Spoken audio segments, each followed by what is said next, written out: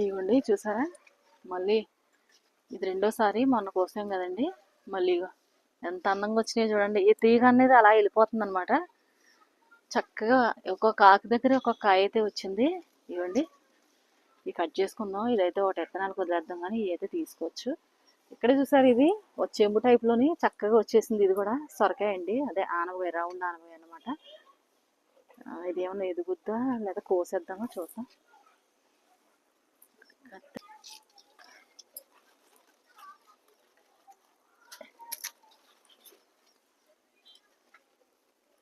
ఈ గుత్తి వంకాయ వండుకున్నట్టు వండుకుంటే బాగుంటుందండి. మొన్న కోసుకున్నాం కదా, గుత్తి వంకాయ చేశాను. టేస్ట్ అయితే సూపర్గా ఉంది, చాలా బాగుందన్నమాట. ఆ బీరకాయల కన్నా కూడా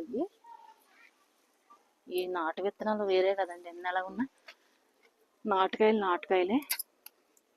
ఇదైతే విత్తనానికి వదులుదాం, కొంచెం ముదిరినట్టుంది. ఇది